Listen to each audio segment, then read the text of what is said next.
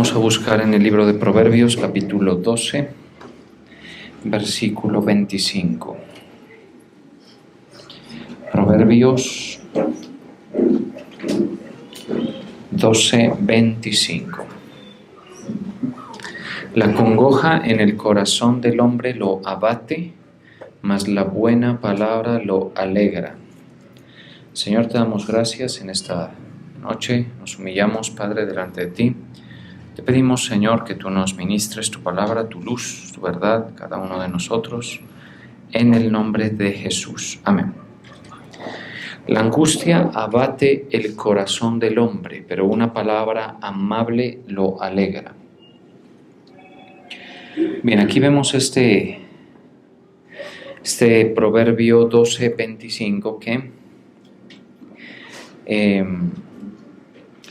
nos plantea una situación que es la congoja en el corazón.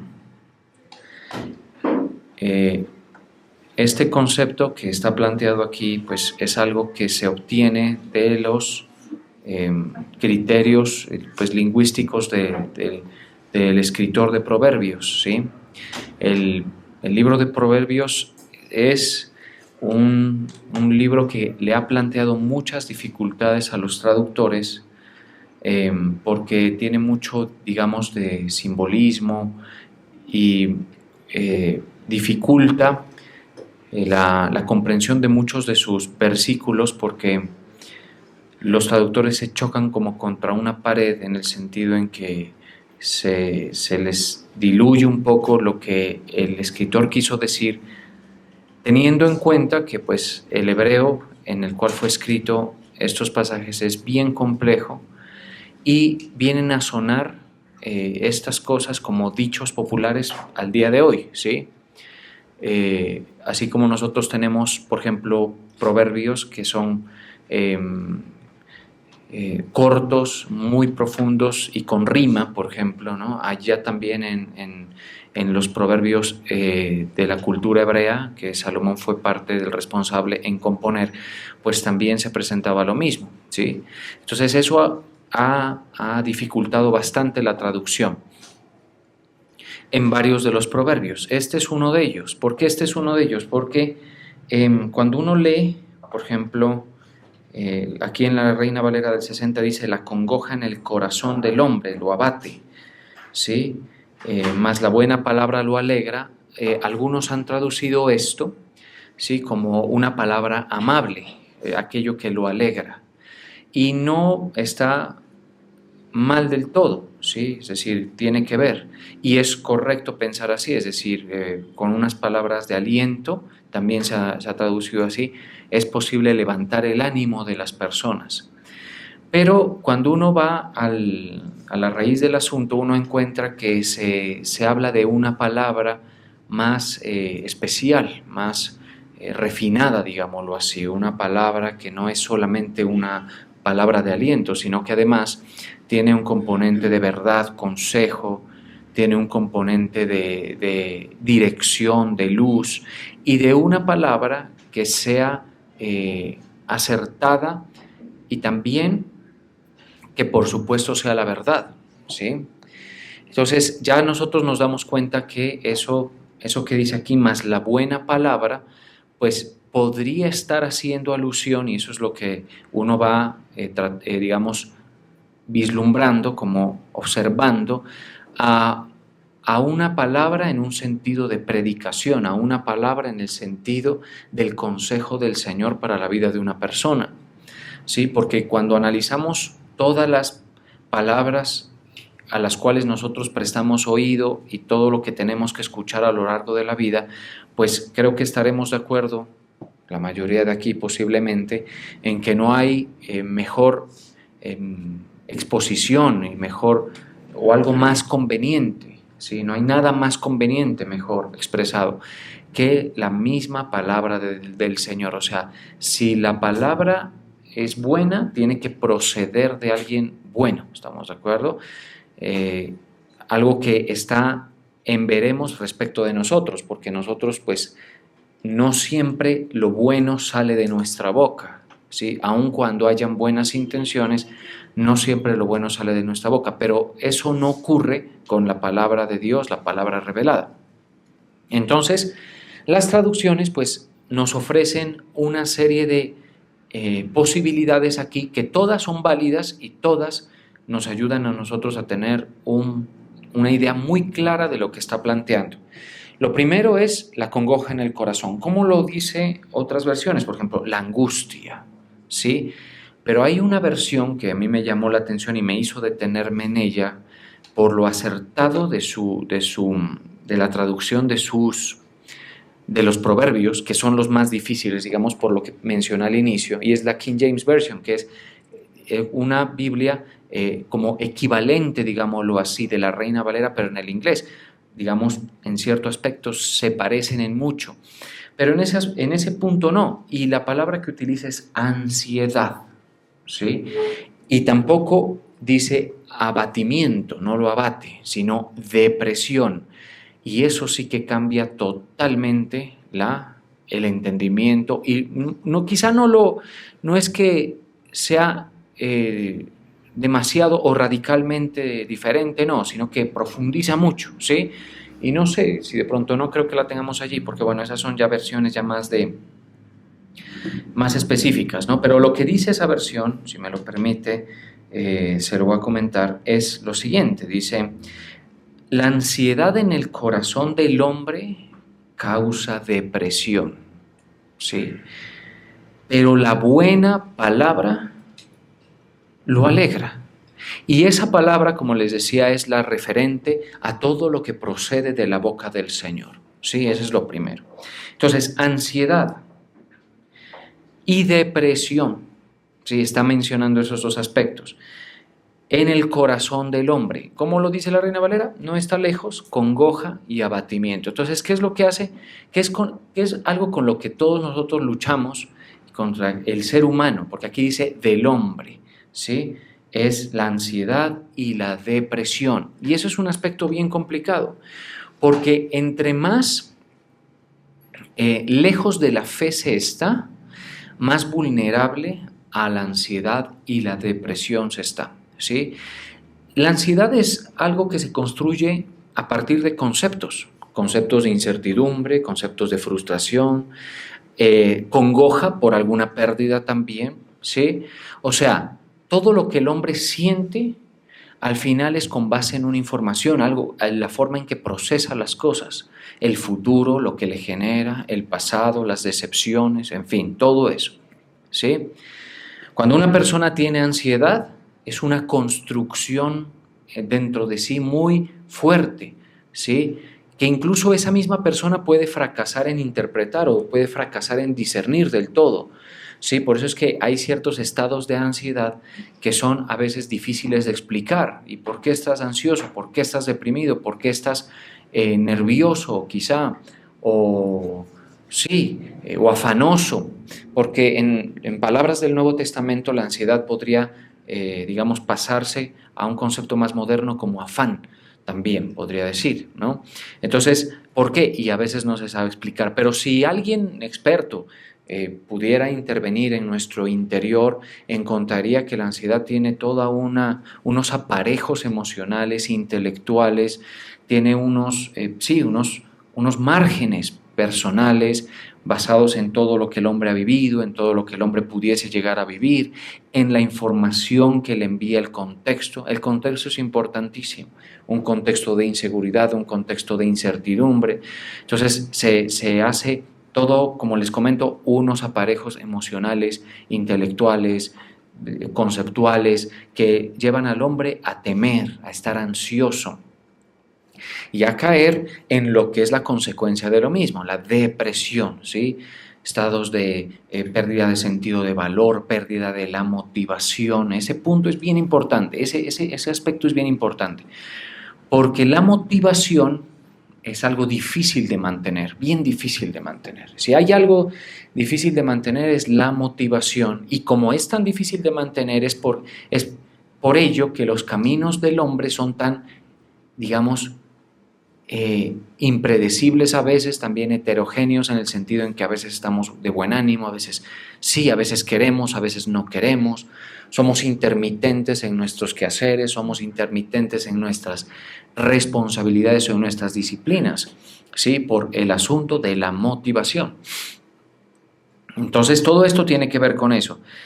La depresión, usted, pues, ¿cómo podría entender la situación? Si usted ha tenido periodos de depresión, es la raíz, según las Sagradas Escrituras, es la ansiedad, ¿sí?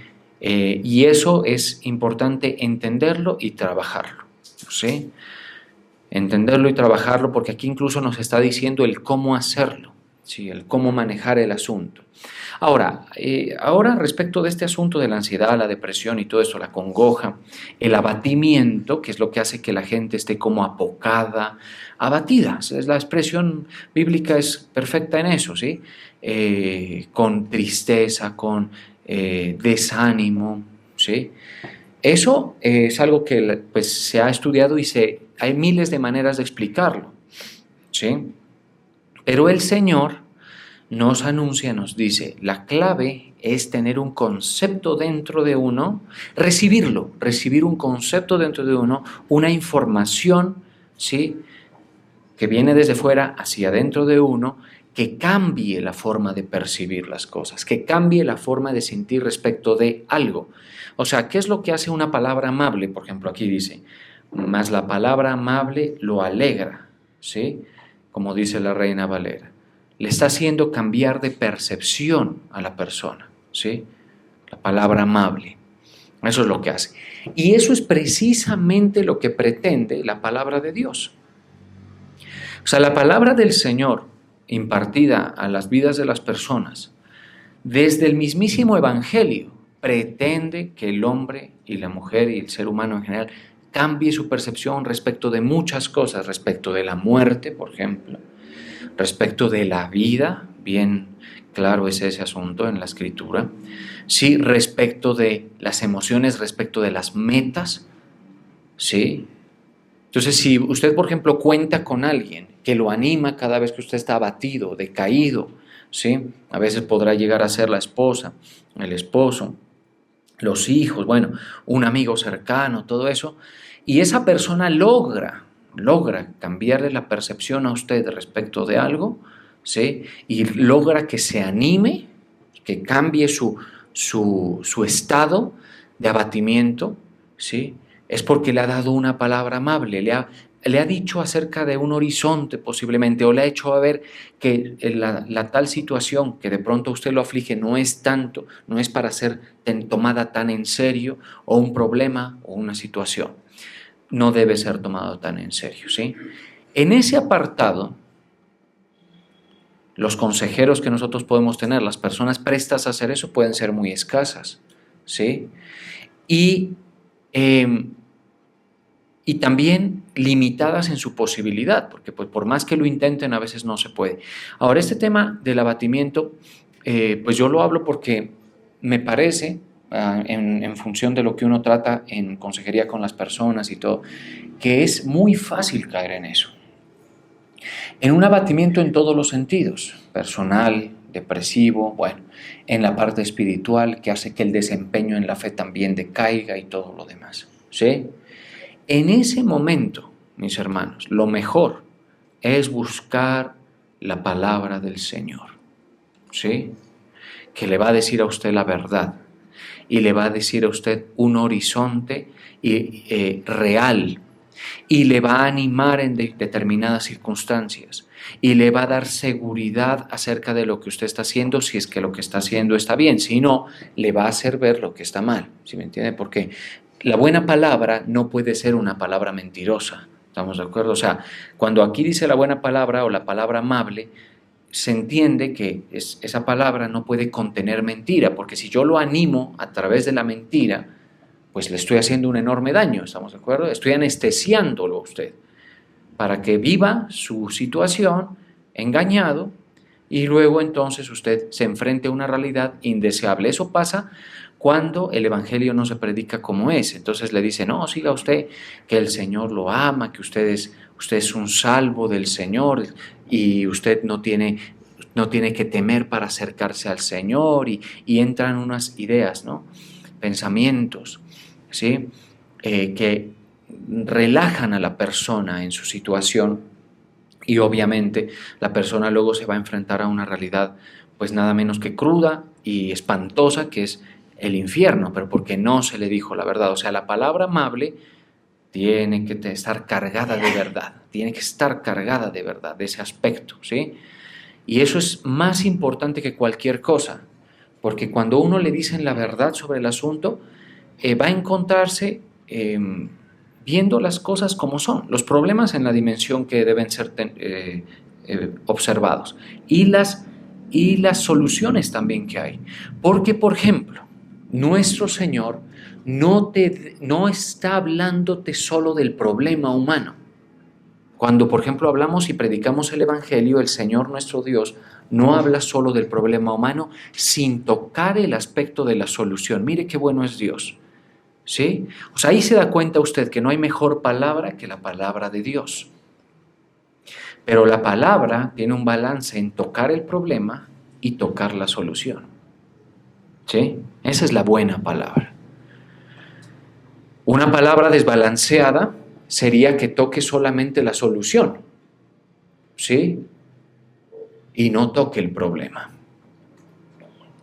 No hace tal cosa el Señor con nosotros, sino que al enviarnos su palabra, el Señor envía una palabra equilibrada, haciéndonos ver el problema y la solución. Ese es el Evangelio de nuestro amado y glorioso Señor Jesucristo, que Él te dice para que te animes, ¿sí? Para que te animes. Mire, qué bueno es. El Evangelio, para ustedes, por supuesto que saben qué es lo que significa Evangelio. La mayoría de ustedes, pues posiblemente, es buenas noticias, ¿cierto? Las buenas nuevas. Hay un pasaje que dice, hermosos son los pies de los que anuncian la paz de Dios hacia el hombre. El periodo de paz, cuando Dios le está diciendo al hombre, quiero hacer las paces contigo. Ese mensajero espiritualmente tiene debe ser muy apreciado, como la misma inspiración bíblica lo plantea. Hermosos son los pies. ¿Qué significa eso en otras palabras? Porque puede ser que los pies no sean bonitos realmente, ¿sí? Las pisadas, dice otra versión. Las pisadas. Qué agradables son las pisadas del que trae buenas nuevas, del que anuncia la paz, ¿sí?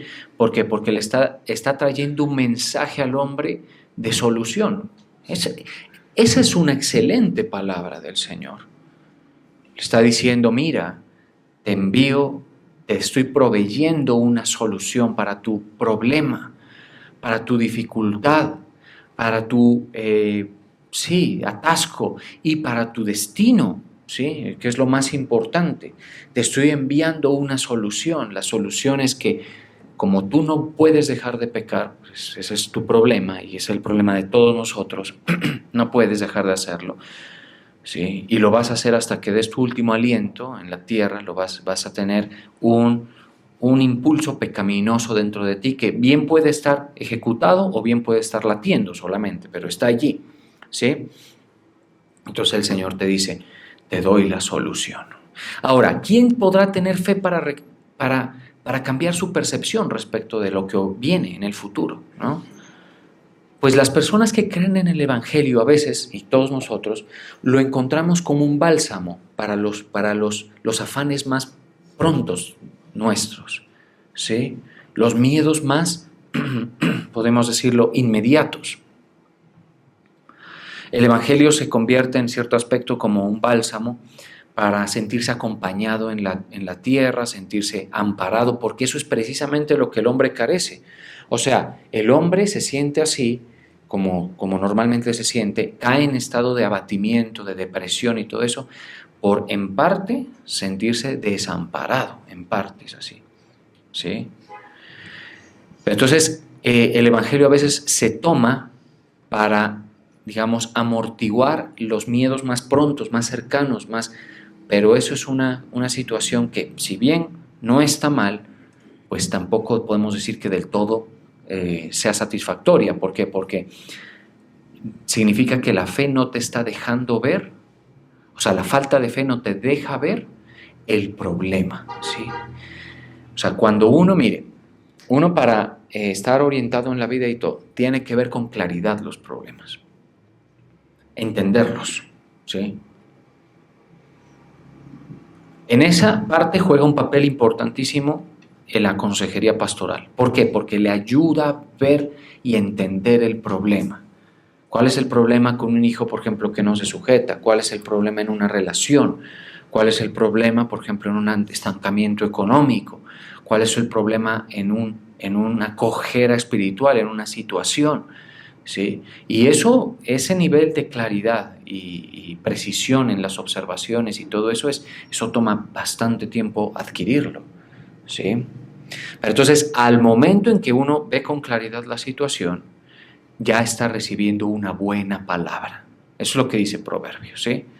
O sea, que tu consejero no enturbie tu perspectiva.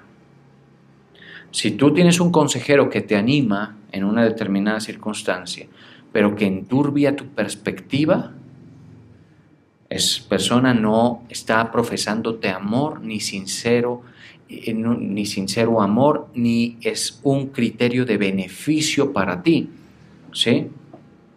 A veces sucede, por ejemplo, que las mamás aconsejan a sus hijas en los conflictos con sus esposos, ¿no? O al revés, también hay mamás que aconsejan a sus hijos en el conflicto con sus esposas, ¿sí? Y de ahí es que surge esa rivalidad y esa enemistad casi que legendaria de suegras y nueras, ¿sí? ¿Por qué? Porque llega la suegra y dice respecto de la nuera, es que no le hizo la comidita como yo se la hacía, mijito. Sí, yo que lo cuidé tanto usted, si lo veo flaco, lo veo con los ojos hundidos, dígame qué pasa, no me lo está cuidando, no me lo está atendiendo, ¿sí? Y de pronto el muchacho, el joven o la muchacha pueda tener algo que decir, una queja, algo que lo está fastidiando en el hogar, pero la madre a veces yerra, ¿sí? Enturbiándole la perspectiva. Le dice, si le dice cualquier cosa, no dude en mandarlo a la porra, aquí lo esperamos, usted es el rey de la casa, usted es la reina, nunca debe estar enturbiando. Entonces la persona se va animada, entre comillas, a enfrentar una realidad, un problema que no se ha entendido. ¿Estamos de acuerdo? Gravísimo. A mí entonces no es buena palabra. O sea, lo que el proverbista está planteando es, la buena palabra es la que va a traer un equilibrio total, una salud, ¿sí? La buena palabra. Y entonces esa palabra no va a estar en boca de todo el mundo, ¿sí? La buena palabra va a traer un consejo a la vida de la persona que en lugar de enturbiar va a aclarar la situación, le va a hacer ver una serie de problemas y dificultades posiblemente, pero le va a dar la solución, ¿sí? Deja a la persona descargada de la fatiga de la lucha cotidiana, pero le hace ver a la persona la responsabilidad y las soluciones que tiene. Y eso es precisamente lo que hace el Evangelio. Maravilloso. O sea, el Señor, como les insisto, la buena palabra, no hay ninguna mejor que el Evangelio, porque le dice a usted, por cuanto todos pecaron, eso dice el Evangelio, ¿cierto? Por cuanto todos pecaron y están destituidos de la gloria de Dios. Sí. Pero también le dice, porque de tal manera amó Dios al mundo, que dio a su Hijo unigénito, para que todo aquel que en Él crea no se pierda, ¿sí? Y eso le da a uno, si uno lo cree, pues, es que lo que pasa es que, como les digo, a veces la perspectiva es cortica, ¿no? O sea, le tememos al próximo mes, le tememos al próximo ciclo económico, le tememos a los próximos pasos que tenemos que dar, y no, o sea, y obviamente esa es una perspectiva corta, ¿sí? También podemos mencionar que la buena palabra hace que adquieras más perspectiva profunda, larga, ¿sí? Más larga, que observes más largo, que veas más lejos el efecto de unas decisiones, el efecto de unas situaciones. Eso hace el Evangelio. Entonces nos dice a nosotros, el problema es este, ¿sí? Para que tú por ejemplo, si hay algo cansón, por ejemplo, es esa sensación de acusación permanente personal que uno tiene con uno mismo.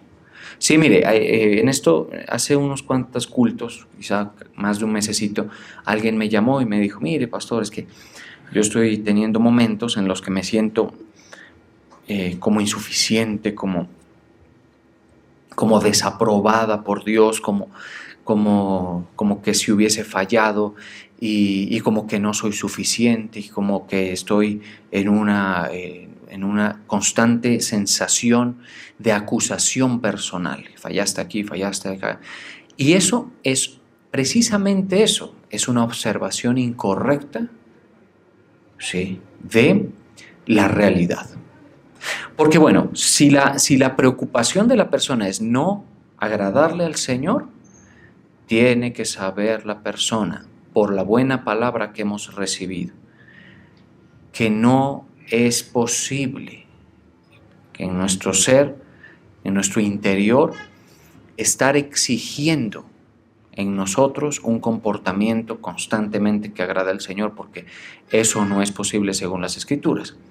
Por eso el apóstol Pablo dice, yo en muy poco tengo ser juzgado por vosotros, y ni siquiera yo me juzgo. ¿Sí? Ese pasaje es interesante, a ver si lo ubicamos. Sí, en muy poco dice. A ver si es la versión que nos ayudaría. Sí, mire lo que dice 1 Corintios 4:3. Yo en muy poco tengo el ser juzgado por vosotros, o por tribunal humano, en muy poco. Y ni aún yo me juzgo a mí mismo. Eso no significa ser irresponsable, no tener autopercepción de que estoy haciendo algo malo, no.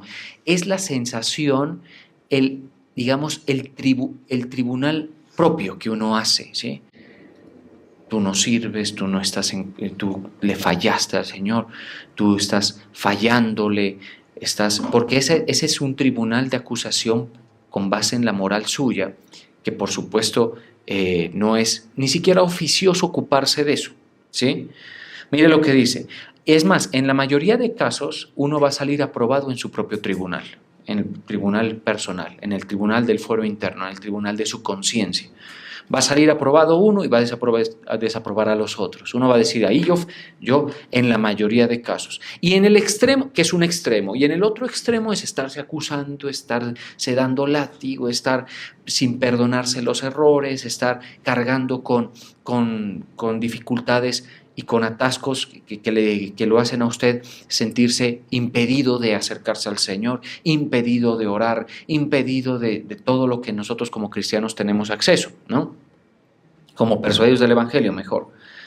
Entonces, tanto el extremo primero como el segundo son, por supuesto, nada menos que errores. Y aquí nos dice, y ni aún yo me juzgo a mí mismo. O sea, el apóstol Pablo no se iba a la cama con una turbulencia aquí, ¿sí? Y a veces la gente sí se va a la cama así. ¿Sí? Una turbulencia, es una depresión y una ansiedad y lo que no se dijo y lo que se hizo y todo eso. No es correcto, ¿sí? Debe apaciguarse el tribunal humano, el tribunal propio, digamos, de la conciencia. Y ni aún yo me juzgo a mí mismo, porque aunque de nada tengo mala conciencia, dice el apóstol Pablo, o sea, yo no me siento mal por haber hecho esto malo o esto bien, no, de nada tengo de mala conciencia, no por eso estoy justificado. Entonces yo le decía a la persona que me llamó, le decía, tú no estás justificada porque tú te sientas bien en un momento. Entonces tú vas a tener semanas en las que te sientes muy bien, que has hecho bien las cosas, que te has abstenido de malos pensamientos, del pecado, que has hecho tus deberes y te sientes ganador, y luego viene otra semana en la que pasa totalmente lo opuesto. Vas y de pronto gritas o te airas con alguien de tus empleados, vas y de pronto riñes con tu esposa y ofendes, ¿sí? Y te das cuenta que eres como dice por ahí otro pasaje en Proverbios, un deslenguado, y de pronto heriste también a tus hijos y de pronto el hijo se dice yo no obedecí y entonces entra en un conflicto, ¿sí? Entonces entramos en esos altos y bajos de las emociones, ¿sí? En los altos y en los bajos. Por eso es que dice el apóstol Pablo, yo en muy poco tengo incluso ser juzgado por mí mismo, porque aunque de nada tengo mala conciencia, y eso debemos procurarlo, eso sí debemos procurarlo, no por eso estoy justificado, pero el que me juzga es el Señor. ¿Sí? Ahora, ¿a quién le puede dar paz eso? Que quien lo juzgue es el Señor. ¿Sí? pues a cualquiera que lo entienda, lo va a dejar humillado. ¿Sí? Porque alguno dice, a mí me juzga, el Señor es el que ve. Y eso más es en contra que en favor.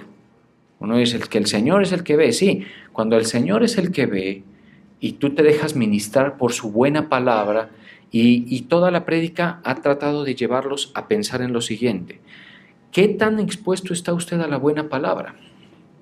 Antes de continuar con lo que venía, ¿sí? Porque si nuestra lectura de la palabra o nuestra concurrencia a la iglesia es pues muy ocasional, ¿sí? Usted está expuesto muy poco a eso, ¿sí? ¿Qué me pasa a mí, por ejemplo? ¿Sí? Que mi plan de lectura cotidiano me da elementos y criterios necesarios para el día a día y unas perspectivas correctas para esos días, ¿sí? Eso es necesarísimo. Yo ya me he dado cuenta que día que no leo la palabra, pasa quizá en 2, y mi mente se comienza a enredar. Y ojo, yo no me enredo como en ciertas cosas porque ya están como asimiladas, pero aún así uno se enreda. Y eso sin mencionar el hecho de que hay otro factor que no se ha hablado, y es la obra de Satanás, la obra de demonios, que si hay efectividad es en ellos para deprimir, para hacerle percibir las cosas como no son. Se le va a hacer percibir su matrimonio como no es, el futuro como no es, ¿sí? Lo que tiene, así, es tremendo eso, ¿sí? Entonces, ¿quién nos va a juzgar a nosotros? Volviendo al caso, cuando dice uno el Señor me juzga, está en un problema, y uno lo único que le queda es humillarse delante del Señor. Porque cuando tú te acercas a la buena palabra, Él te va a decir, sí, pero tú también tuviste esto, hiciste estos gestos, y dijiste esto, hiciste esto otro. Pero ¿qué pasa? El Señor, junto con el problema, nos da ahí la solución. Dice, ya ves por qué, a mí me suele hablar así, ya ves por qué es que me necesitas para ser salvo. ¿Ya ves? Y cuando uno lo asimila, eso trae un reposo increíble a la vida. Por eso dice, venid a mí todos los que estáis trabajados y cargados, y yo os haré descansar. O sea, uno descansa en la verdad del Señor. ¿Sí?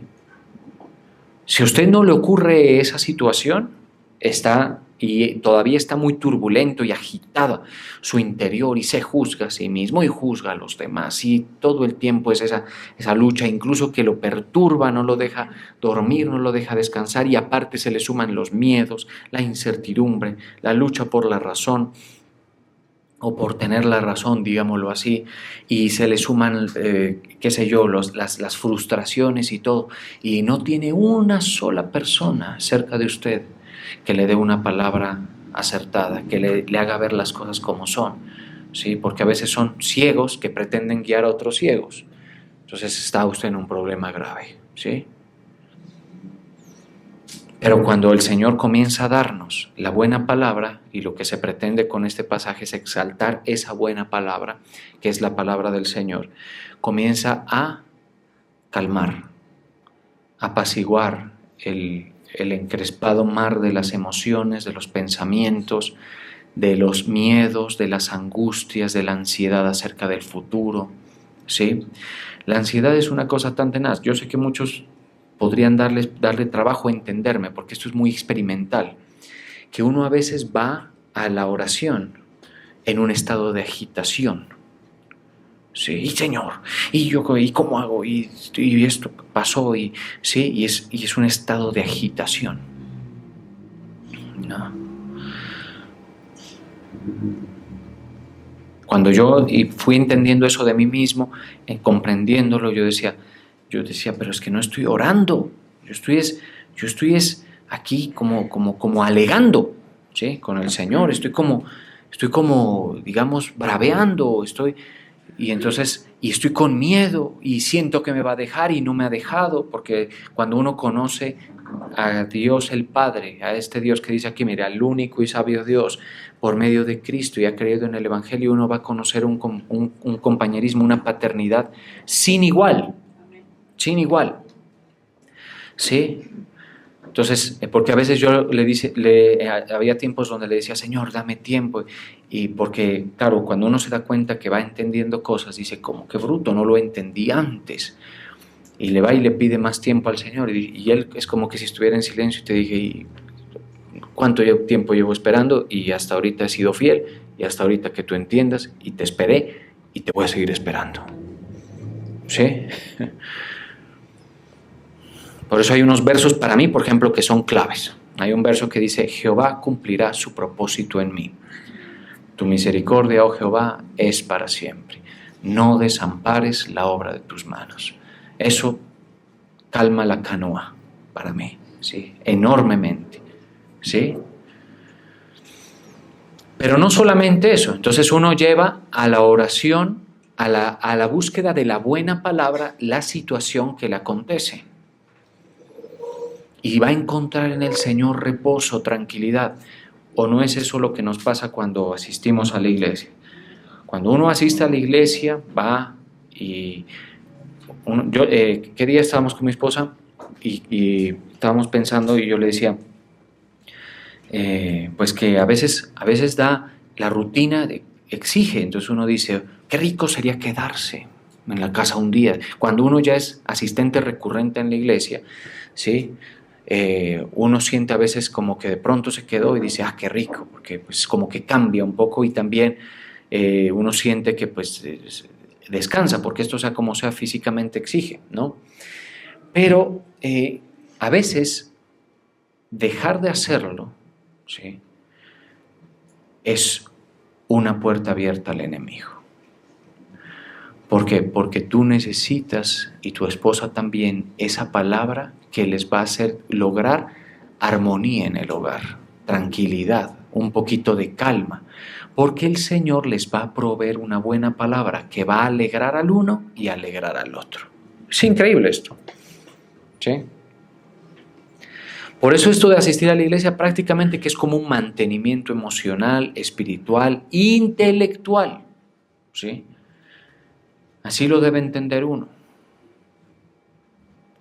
En cambio que si se quedan en la casa, puede ocurrir que los pensamientos de uno de las partes estén muy agitados por las tensiones del día, por los hijos desobedientes, por los desórdenes del marido, por las, qué sé yo, cualquier cosa que uno ve en el otro, ¿sí? Pues entonces se inquieta y está agrandando las dificultades y está así. Y aparte hay recibos que pagar que no dejan de llegar. Sí, y aparte las matrículas de los hijos se han encarecido y todo, y está una cosa y la otra. Y entonces, claro, eso genera unas tensiones severas. Y cuando uno tiene responsabilidad, o sea, uno es responsable, uno pues no es que, eso ya, ahí vemos. No, uno se procura estar seguro de cómo va a resultar el mes. Pero el Señor viene a sus hijos. Ojo, esta palabra, mire, es exclusivamente para los salvos. ¿Sí? Y ya les voy a comprobar con un verso que eso es así. ¿Sí? Exclusivamente para los que son parte de la iglesia de Cristo, ya persuadidos del Evangelio, que no es que encontraron la puerta, sino que entraron por ella. ¿Sí? Y se los voy a demostrar ahorita. A sus hijos, a sus salvos, a los que tienen el Espíritu Santo y el Señor les habla, les calma, les da solución, alegra su día, la palabra del Señor, el buen consejo, eso que dice ahí en Proverbios, ¿sí? Ahora, ¿cómo puedo verificar y comprobarles esto? ¿Sí? Hay un verso que acabo de decir.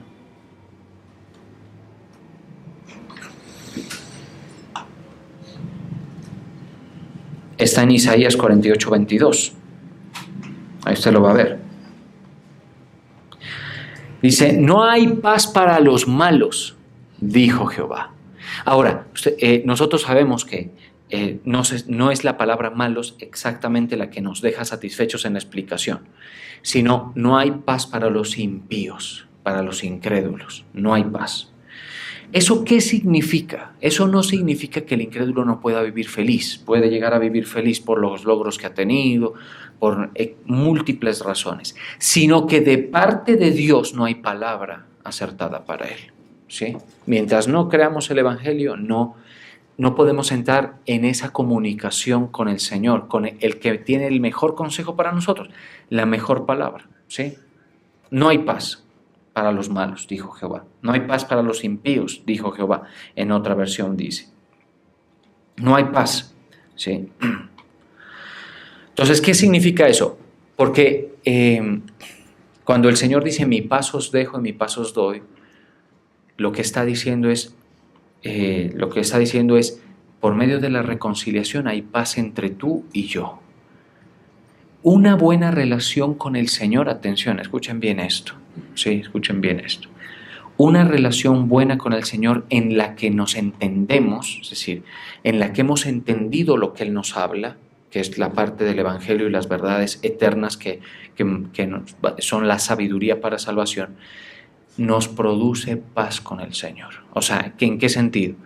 Es una relación en la que hay paz en mi interior, porque uno sabe que el Señor está al frente, cuadrando las cosas, enviándome la palabra que necesito. ¿Sí? Entonces, por ejemplo, cuando uno busca la palabra del Señor en actividades extraordinarias como campañas o en diferentes momentos, el Señor le envía una palabra especial a uno. ¿Sí? Y es increíble cómo ecualiza eso, ¿sí? La dinámica de la fe. ¿Sí? Aún así usted va a tener momentos, ¿no? Pero no van a ser tan digamos, quebrados como antes.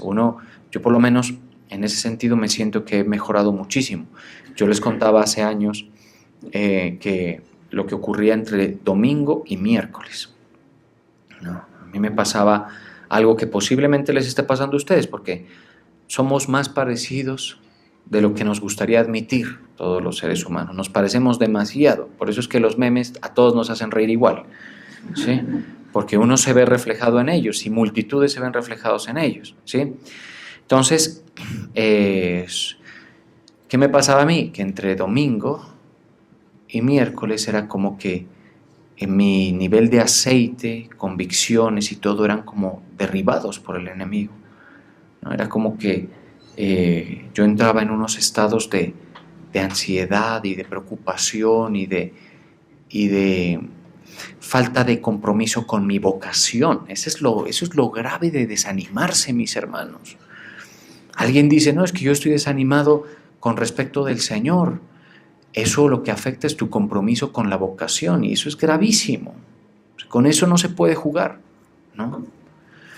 Por la estructura, gracias al Señor, no me perdí yo. Por la estructura. Y a veces cuando hablo de estructura, es cosas que favorecen nuestra permanencia. Por ejemplo, el servicio, a muchos de ustedes los obliga a estar aquí. Y eso es estructura, ¿estamos de acuerdo? Si no hubiera tal cosa como la estructura, usted podría liberarse de la responsabilidad de estar asistiendo y claro, su mente se va por otros lados a las vanidades de este mundo y aceptando los engaños que este mundo tan eficazmente implanta en nuestra psicología, en nuestro pensar, ¿sí? Y entonces ocurría eso, ¿no? Y yo sentía a veces como que, y esta vulnerabilidad, es decir, decirles lo que me pasa a mí, puede serles útil, porque yo voy adelante de todos ustedes en cuanto a la carrera de fe, ¿sí? Y la idea es que usted se aproveche del proceso de maduración que ya su pastor ya tiene. Entonces, ¿qué afectaba eso? El compromiso con la vocación. O sea, habían tiempos donde yo no quería ni siquiera detenerme a pensar en el desafío de seguir enfrentando un trabajo como estos, porque este trabajo sí tiende a uno a exigirle mucha fe para sostenerse, ¿sí? ¿Por qué? Les comento por qué. Porque en este trabajo uno no tiene el control de los resultados. Eso es importantísimo, ¿sí? O sea, el Señor tiene el control de los resultados en este trabajo, de los tiempos, ¿sí? Y Él me daba unos resultados a mí personalmente, como para que en algunos momentos no me fuera al piso, en el sentido de pensar que no podía o que soy incompetente y todo esto, ¿sí? Pero aún con todo y los resultados que el Señor me permitía experimentar, yo había momentos, como le digo, entre domingo y miércoles, que sentía como que yo no quería seguir en esta labor, como que no quería. Todo una serie de pensamientos implantados por varias razones. Mire, primero, falta de madurez, falta de profundización en la verdad del Señor. A eso se le suma el ataque de las obras de Satanás a las cuales el ser humano tiene que enfrentar, y especialmente los hijos de Abraham, ¿sí? Y entonces cuando ya yo sentía que tocaba fondo, ¿sí? Era que yo decía, no, esto está grave, ¿no? Y el problema es que no puedo dejar, porque está ahí la situación, está ahí el llamado, está ahí, ¿sí?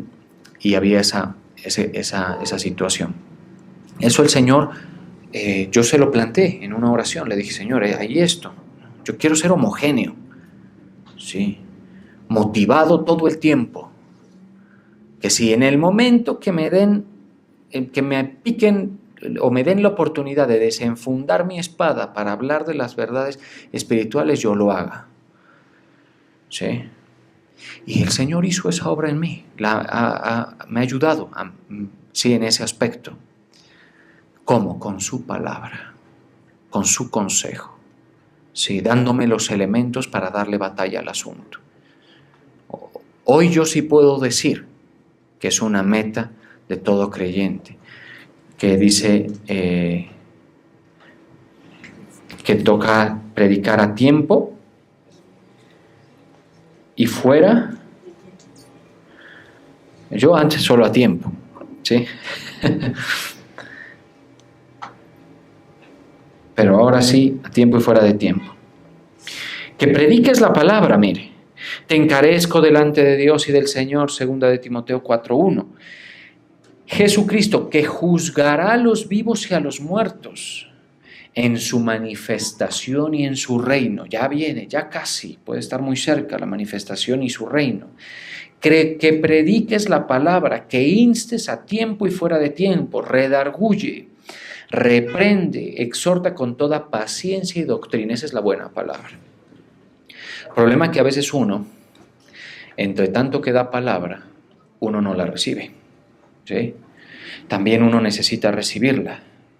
Y ser un depósito de palabra y de exhortación y de ánimo y de dinamismo espiritual y de compromiso con la vocación, eso es muy bravo. Este trabajo requiere eso, requiere eso.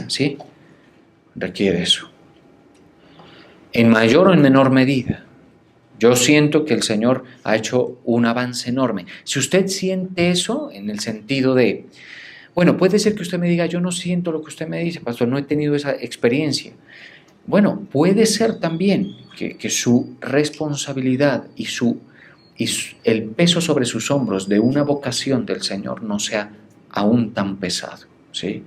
Como para que uno lo haga sentir pequeño, débil, incapaz, que no controla los resultados, que es en el tiempo del Señor, que es como Él quiere, que no como uno quiere y todo esto. Puede ser que sea esa situación, pero le estoy seguro que aquí hay momentos donde ustedes fluctúan, animados, en momentos de mucha, digamos, claridad, otros momentos de mayor como bruma espiritual, todo eso. ¿Cuál es la clave? Según el proverbista, la buena palabra, no hay otra, esa es la única, la buena palabra. Búsquela, ¿sí?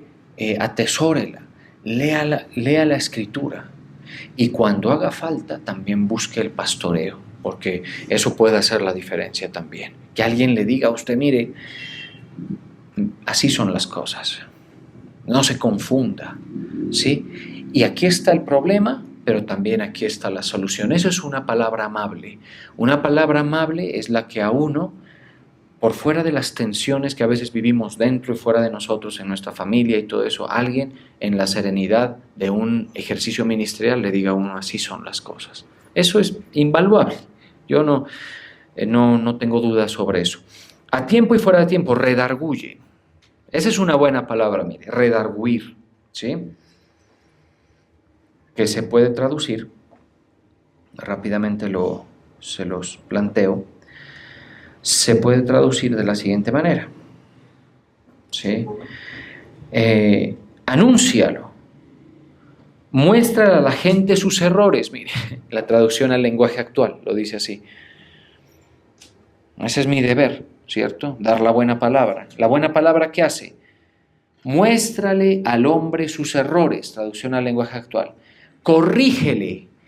Y lo que estamos hablando, la traducción al lenguaje actual está entre las Biblias allá. Pronto no, quizá no, bueno. Entonces, pero aquí en la traducción al lenguaje actual dice, mire, todo en el sentido de lo que hemos hablado. Muéstrale a la gente sus errores, corrígela y anímala. ¿Y qué cosa? Anímala, dice la versión al lenguaje actual, ¿sí? Anímala.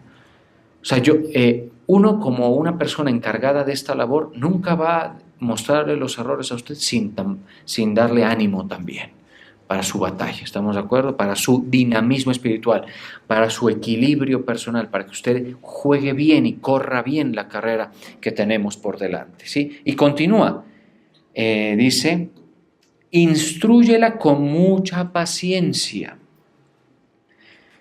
Sí, instrúyela con mucha paciencia. Eso es lo que se obtiene en la traducción al lenguaje actual del verso, que dice, redarguye, reprende, exhorta con toda paciencia y doctrina. Ese es nuestro deber, esa es la buena palabra, ¿sí?